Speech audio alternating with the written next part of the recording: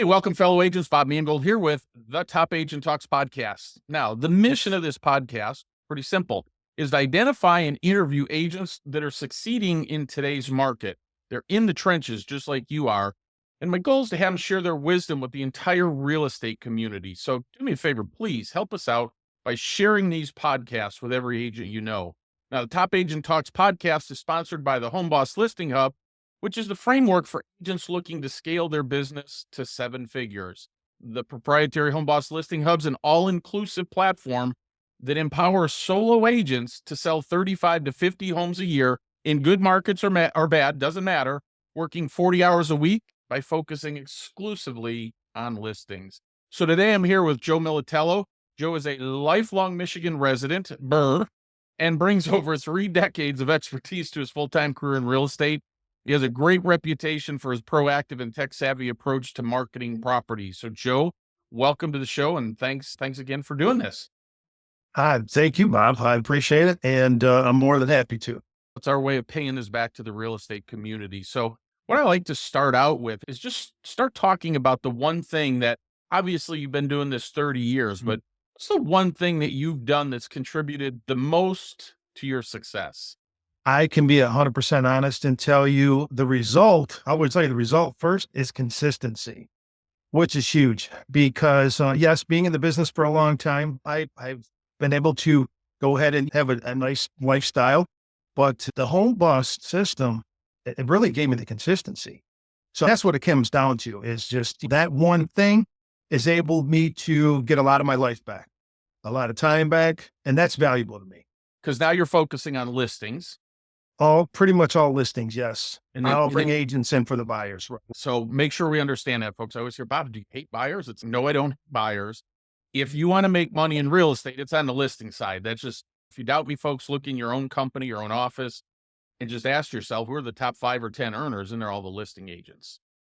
So yes. Joe's just really, over the last few years, worked on focusing that out and then taking and getting referral fees from giving the buyers to another agent, right? Absolutely. And it works out great with our system. The platform comes into play. And again, it's about consistency. For me, there's years that I ran myself ragged and working 60, 70, 80, 90 hours a week. And that's no joke. And that'll burn you out quick. It does. And so the key is, folks, is really, I would say what, again, full disclosure, Joe and I work together, is we really just got Joe to focus on having a plan that says, what do you want your business and your life to look like? Right? We never talk about that. How do we want your life to look at? Or what do you want your life to look like? Is it really to work 70, 80, 90 hours a week? Not most people I know. No. And so the goal is, how do you get to build the life that you want? So that whole idea of selling 35 to 50 homes a year, working 40 hours a week, like, how do you get that to happen? And the only way is by having strategies and systems, right? Absolutely. 100%. And I'll vouch for that because, I'm doing it every day. I'm living proof. My week, following your plan in a lot of areas, and I don't want to get into any details. My weeks are systematic, Monday through Friday, time blocking and everything. It's huge. And the consistency of talking to potential sellers. So where are you finding your business from? Mostly, I chase down FSBOs and expireds. Okay. That's my thing. We're expanding though, you've helped a lot too with implementing the right people in our systems, assistants, to be very specific. That's huge. That allows me to free up enough time to expand. We always talk about doing the $10 an hour work versus the $10,000 an hour work. Absolutely. 100%. My own personal opinion is the number one reason agents average about $44,000 a year is they do the $10 an hour work. Yeah. And you can't do 10,000. And the 10,000 for you is talking to those FSBOs expireds and getting those listings. Absolutely. So chasing down could be the right language for that. They don't always answer their phone, right? No. They're not always. How often are they rude? Because that's one of the big fears everybody has. Oh my gosh, people are rude. About 10% of the time. About 10%. It's not too bad. And you know what? And I'm built like you, Bob. I've got thicker skin.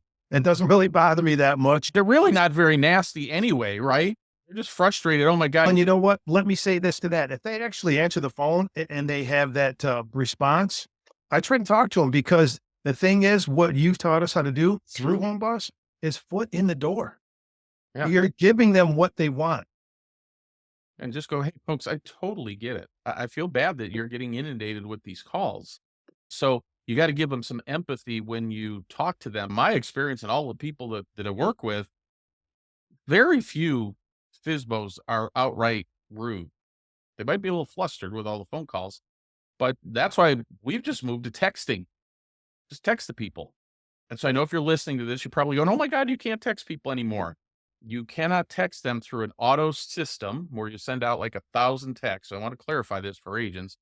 And if they're on the do not call list. So if you want to take and text them from your own phone, you're perfectly fine in doing that as long as they're not on the do not call list.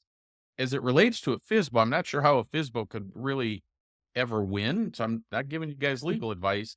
But if you're selling your house and real estate agents have buyers, do you not want them to call you? So bear that in mind as you're listening to this, folks. I'm not giving you legal advice. Talk to your broker. But the key now, Joe, is like how many hours a day or how many hours a week are you spending just prospecting? Let me hit that nail right on the head because you just said it a few minutes ago.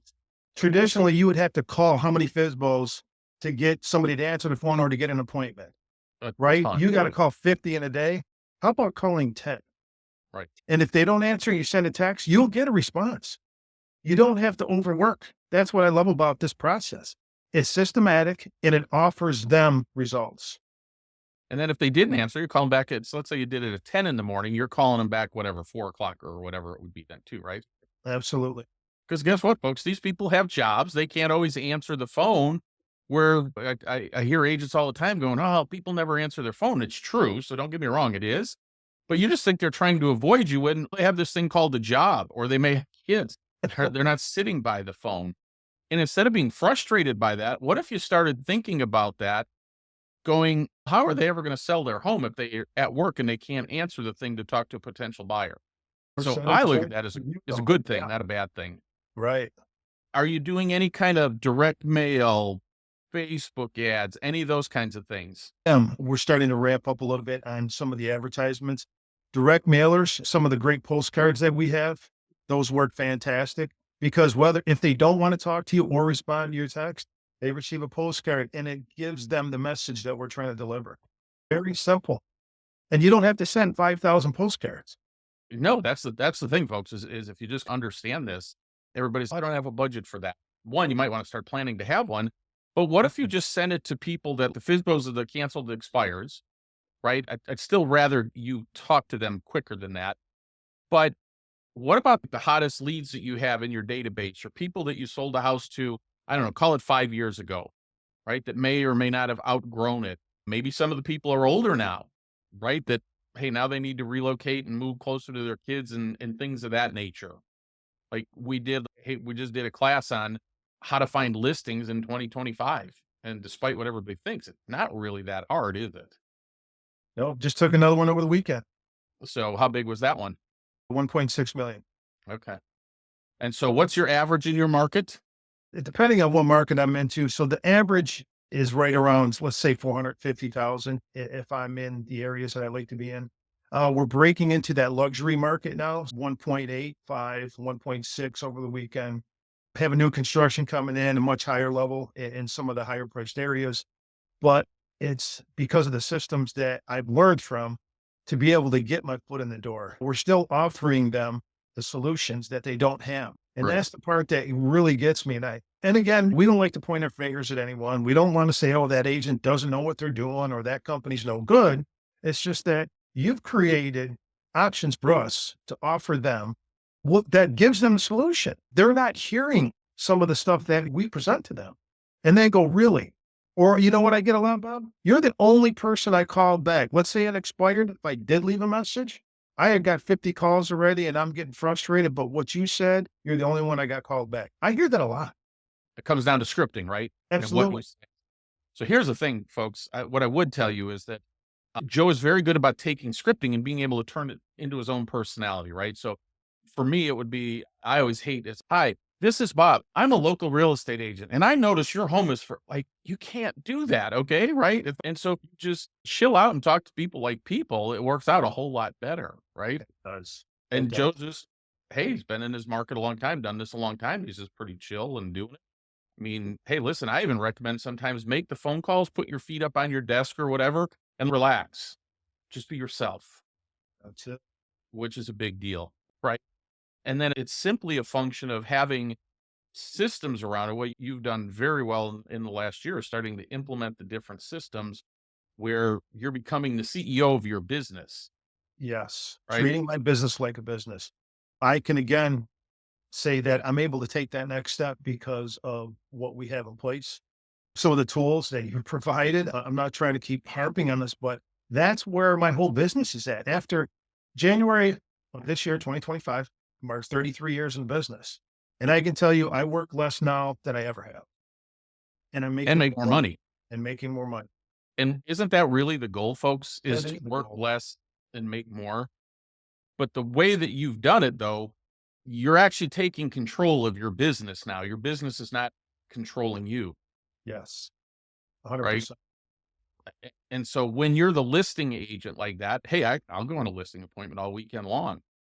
But when you're the buyer's agent and somebody calls you and says, hey, I want to go look at $1.5 million house at 7 o'clock on Saturday night, and you might have had plans, that's a tough decision, isn't it?